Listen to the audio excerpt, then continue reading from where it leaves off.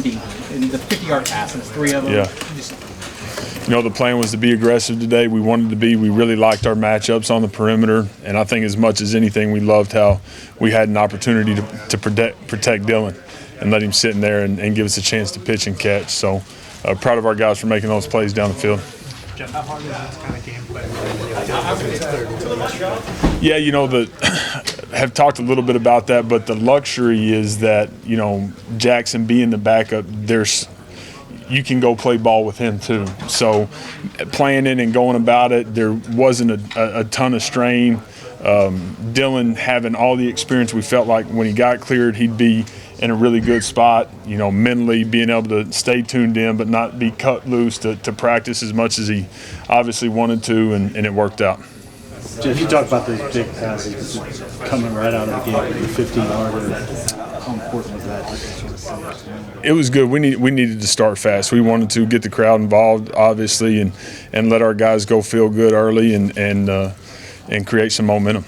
You kept going long in the first quarter, and the running game didn't do much. It didn't track much. Right. Did they change to where they backed up, and then that opened the running game? It did. They softened up a little bit and gave us a chance to get the run game going. Proud of Gavin, obviously, for doing what he did and continuing to play how he's playing. Jeff, obviously there's been a lot of rumors. The script is some conversation that could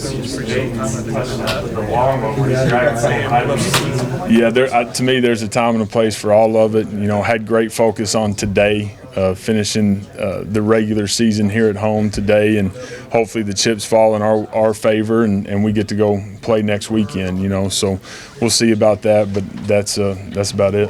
Jeff, you had to be patient with your running game, and when it did get going, that really helped. It was good. It was good just to be able to have some of those runs there late in the third and then into the fourth to be able to go ice the game and continue to apply pressure to them and stay away from them, you know, and not make it close. I thought, you know, when they cut it to 14, us being able to go answer the way we did and get it back right was good.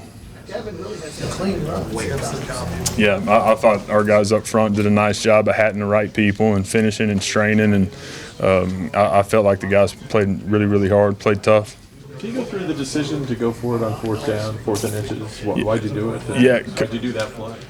Felt, knew it was going to be man-to-man and felt like we were going to have the ability to be 2-on-1 in the C-gap, and we were. Dylan did a really nice job of being able to tuck it right there as a C-gap player went and took the back in the pitch and made a nice play and gave him some grief about not scoring, but it was timely. It was good. Did you have to lobby Brent? Were you guys on the same page? No, he said let him go for it. I said yes, sir.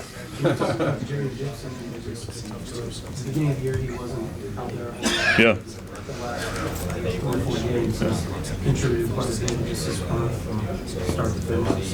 Proud of that guy. He's stayed the course. He's continued to mature and just continued to work to put himself in position to make plays for us. And that was his whole goal is, Coach, I'm going to do everything I can to where you can't keep me off the field. And he had the right mentality and mindset about it. And, man, just a lot of trust and confidence in where he's at today, which is great. What was your message to Jaden when he was pointing at the crowd right before he got the end zone, had someone pulling on him? Yeah. He's still kind of doing an early celebration. He needs to take that long sleeve shirt off. It wasn't cold. What's better his hands? Because last year he played something, he had some drops or something. Yeah, I think he's playing really confident right now. He's put in a ton of work, he's put in a ton of time. He's continued to work on himself every single day and creating consistency when he's not in the building. To me, it shows up on the field, and it's a credit to him growing up and doing a really good job.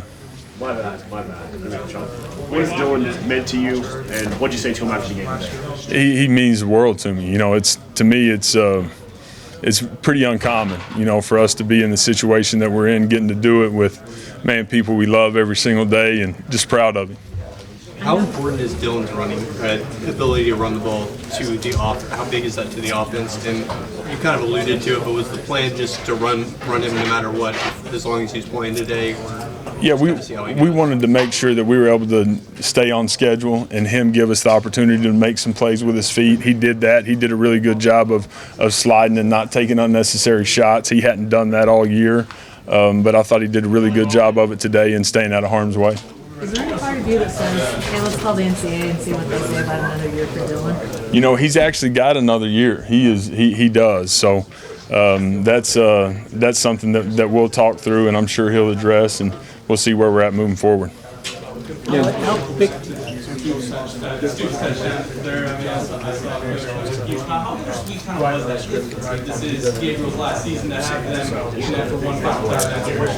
Pretty special. You know, when you talk about Drake and you talk about Oklahoma football, that he is OU football, you know, to the core. And I mentioned it earlier on the radio, but if I'm fortunate enough to be able to do this for 20, 25 more years, and I might not ever have the opportunity to coach a guy like Drake Stoops again. So he means the world to me, to us, to our football team, to our locker room, and just so dang proud of what he's been able to accomplish and happy for him. You know, when you took this job, you needed the right quarterback to really do what you wanted to do.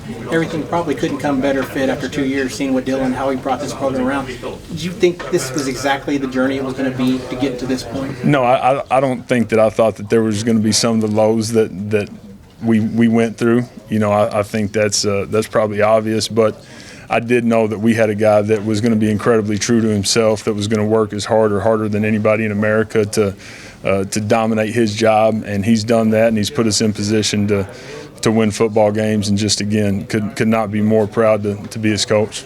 Jeff, is it difficult at all to compartmentalize things when you may be a candidate for a job and you still have potential Big 12 title to work into? Hopefully, it was pretty clear today that my focus was on one thing, and my energy and my mindset and how we wanted to go play was on one thing, and that was going 1-0 today, and just again proud of our guys. TCU's not a great defense, but they're not bad. Yeah.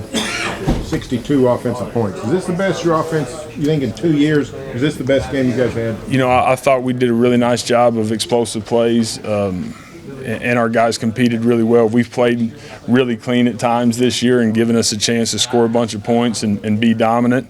Today was another opportunity to do that, and again, just our guys went out and did it, and credit to them. Thinking back, it's kind of curious. Have you competed against Kendall before? Did you guys spend Thanksgiving together? What was this like? No, what was that dynamic like? This was the third time we've had to coach against each other. So obviously the 2 years I was at Ole Miss and he was at Arkansas. So it's not something we enjoy, not something we like. We are family, and we are as close of friends as you could ever imagine. So you know, hey, he's going through it right now, but I'm glad this one's done. Thanks.